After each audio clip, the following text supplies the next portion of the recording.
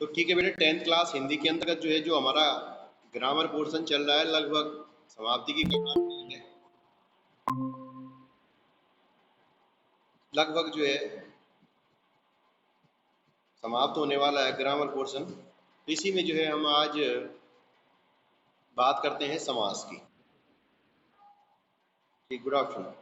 आज हम बात कर रहे हैं यहाँ पे समास की। समास क्या होता है?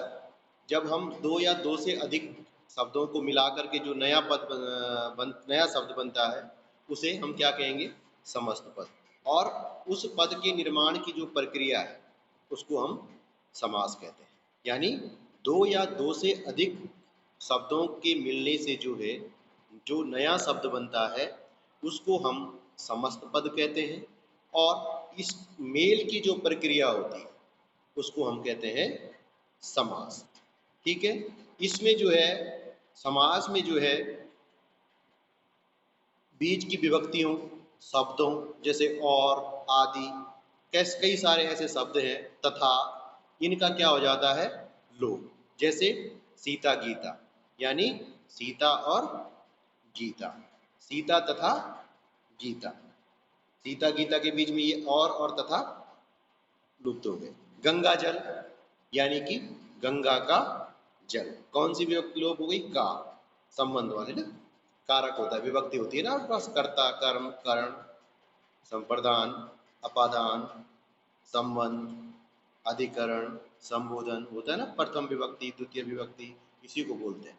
ठीक है ना, जैसे कर्ता ने कर्म को करण से, इस तरह से इनके कारक चिन्ह आपने पहले भी पढ़े हो। ठीक है बेटा, तो समास की जो है कुछ विशेषताएं होती है। हमेशा जो है समास में दो पदों का योग होता है। जैसे गंगा जल, यानी गंगा और जल से मिलके बना है, दो पद हो गए ना, एक गंगा एक जल। तो गंगा और जल से मिलके क्या बना? गंगा जल। अगर हम अलग अलग करके लिखेंगे तो गंगा और, यानी गंगा का जल, या गंगा का जल, का विभक्ति का जिसमें लोप हो गया। ठीक है, फिर दो पद मिलकर जो है एक पद का रूप धारण करते हैं, यानी दो शब्द मिलकर के एक शब्द का निर्माण करते हैं, जिसको हम समस्त पद कहते हैं। फिर दो पदों के बीच विभक्ति का लोप हो जाता है, जैसे गंगा का जल, का के रे भी, इसको, उसका, उसकी, उसके, तो ये उसमें जो है संबंध दिखाता है, यानी संबंध कारक षष्ठी विभक्ति का क्या होता है? लोप हो रहा है यहाँ पर। ठीक है बेटा, फिर कभी जो है पहला पद प्रधान होता है, यानी कि जो मुख्य पद होता है वो पहला होता है, कभी दूसरा पद होता है। इस तरह से जो है कभी दोनों पद होते हैं, कभी दोनों पद प्रधान न होकर के वही तीसरा ही पद प्रधान होता है। तो इस तरह से जो है समास की हम प्रक्रिया को समझ सकते हैं। फिर बात आती है बेटा समास विग्रह। विग्रह मीन्स अलग होना, किसी चीज को अलग करना, यानी कि समस्त पद जो बनता है, जैसे माना गंगा जल, समस्त पद है गंगा जल, अब हम इसको अलग अलग करके कैसे लिखेंगे? गंगा का जल। तो समस्त पद को जो अलग अलग करके लिखने की प्रक्रिया होती है उसको हम समास विग्रह कहते हैं। ठीक है, जैसे गंगा जल, तो हम अगर गंगा प्लस जल से मिलके ये बनाया ना, गंगा और जल से मिलके बनाया ना, तो गंगा का जल, इसमें कौन सी विभक्ति का लोप हो गया? का जो है संबंध कारक में आता है कि उसका, उसकी, उसके, जिससे जिससे वो संबंधित होता है। फिर घुड़सवार, घुड़ प्लस सवार, यानी कि अगर हम घुड़ और सवार से मिलकर घुड़सवार बना है, और अगर हम इसका समास विग्रह करके जो अर्थ लिखते हैं तो क्या होता है? घोड़े के ऊपर सवार या घोड़े पर सवार।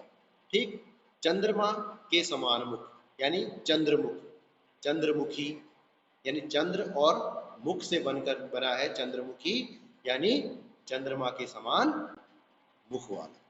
तो इस तरह से होता है समास। क्या होता है? समास विग्रह किस तरह से करते हैं, यानी कि जो समस्त पद को अलग अलग करके लिखने की प्रक्रिया समास विग्रह कहलाती है। इसी तरह से समास के चार भेद होते हैं बेटा मुख्य रूप से। एक अव्ययीभाव समास है, दूसरा तत्पुरुष, फिर उसके अंतर्गत कर्मधारय समास है, इसके अंतर्गत ही द्विगु समास है, तीसरा यहाँ पे बहुव्रीहि समास है, और चौथा है द्वंद्व समास। ठीक, अब हम सबसे पहले बात करते हैं अव्ययीभाव समास, यानी जिस शब्द में जो है पहला पद जो है अव्यय होता है, यानी पहला पद जो है प्रधान होता है। अव्यय मीन्स प्रधान होता है। अब पूर्व पद के अव्यय होने के कारण जो है इसको हम अव्ययी भाव समास कहते हैं। इसमें जो है पहले पद पे ज्यादा जोर दिया जाता है। जैसे गली गली, यानी प्रत्येक गली में। हाथों हाथ, हाथों पे ज्यादा जोर, तुरंत में, हाथ से हाथ धड़ाधड़ हमने कर दिया है। ठीक। आजन्म, जन्म तो साथ, जन्म पे जो है आजन्म यानी जीवन भर। ठीक है, ठीक है। तो इस तरह से आती है बेटा तत्पुरुष समाज। इसमें क्या होता है कि बाद में जो पद होता है वो प्रधान होता है और पहला पद क्या होता है, कम, गौण होता है। यानी प्रधान का विलोम होता है गौण, यानी छोटा। यानी पहले पद में जो है कम जोर दिया जाता है, बाद का पद जो है इसमें मुख्य पद माना जाता है। तो इसलिए जो है इसको तत्पुरुष समास कहते हैं। समास में विभक्ति का जो है लोप हो जाता है और इस तत्पुरुष समाज के जो है अलग अलग भेद होते हैं। जैसे कर्म तत्पुरुष, कर्म की जो विभक्ति होती है उसको, कर्म का जो कारक चिन्ह होता है को। तो जैसे स्वर्ग प्राप्त, स्वर्ग प्राप्त यानी स्वर्ग को प्राप्त। ठीक है बेटा।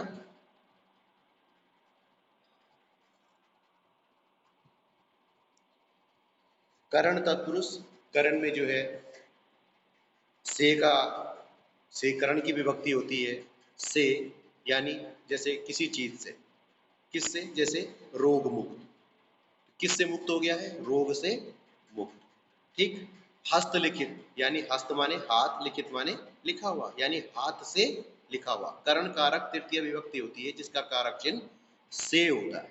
ठीक। उसी तरह संप्रदान तत्पुरुष में युद्ध भूमि, संप्रदान माने इसका चिन्ह होता है के लिए, यानी किसी चीज के लिए कोई वस्तु। जैसे युद्ध भूमि यानी युद्ध के लिए भूमि, ऐसी भूमि जो युद्ध के लिए है।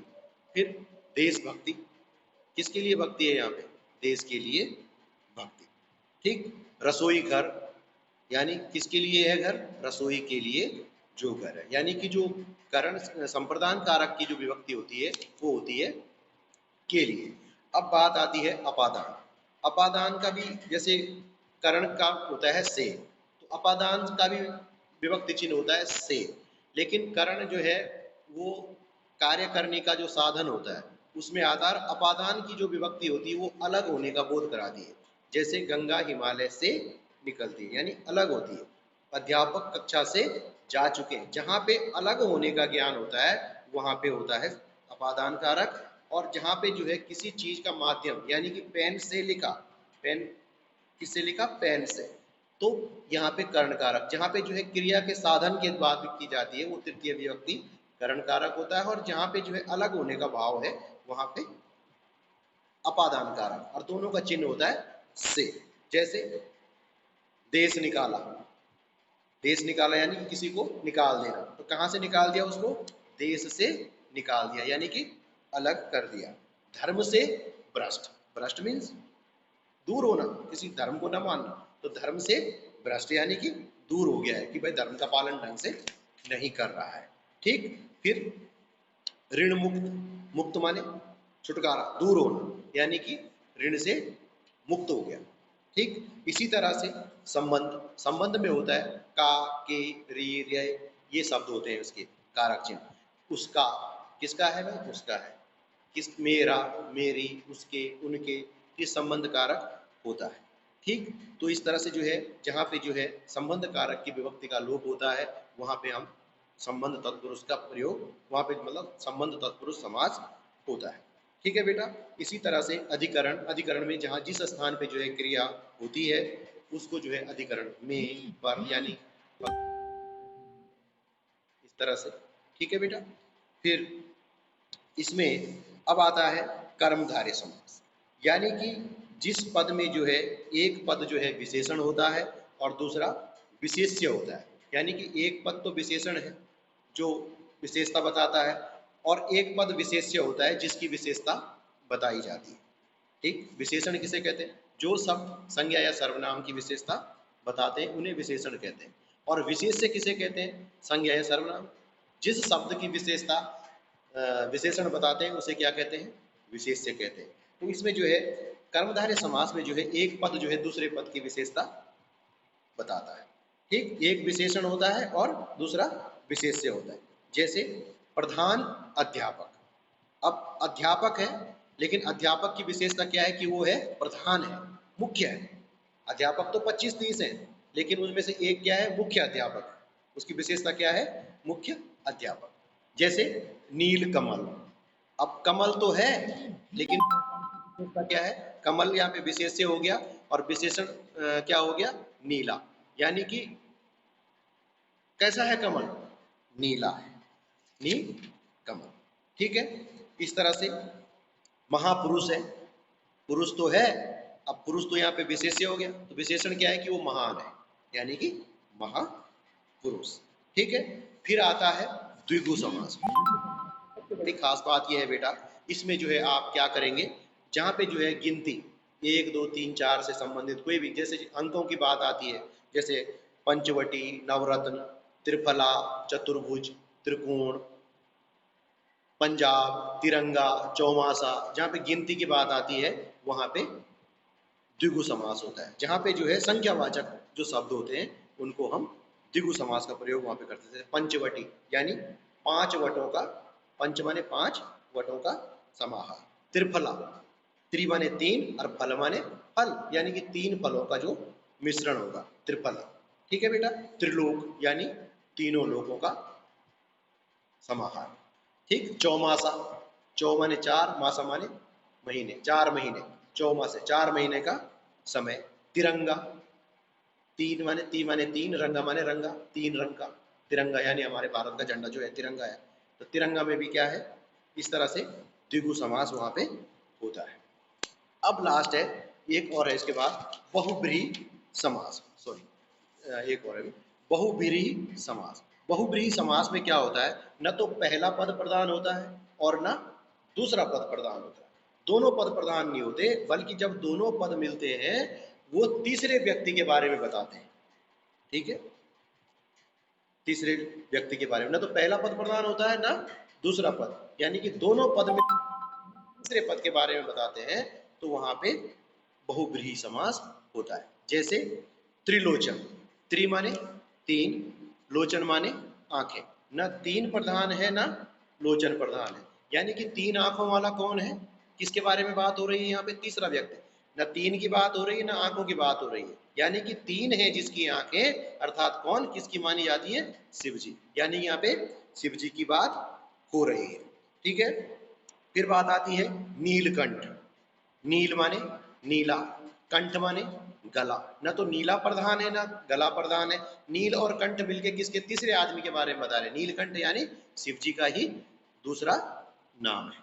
फिर बात आती है दशानन, 10 10 गिनती होगी 10, आनन माने सिर, यानी 10 है जिसके सिर, कौन है वो, यानी तीसरे व्यक्ति की बात हो रही है, रावण, यानी न तो यहाँ पे पूर्व पद प्रधान है ना उत्तर पद प्रधान है, दोनों पद मिलकर के तीसरे व्यक्ति का जो है ज्ञान कराते हैं, उसको हम यहाँ पे बहुब्रीहि समास कहते हैं।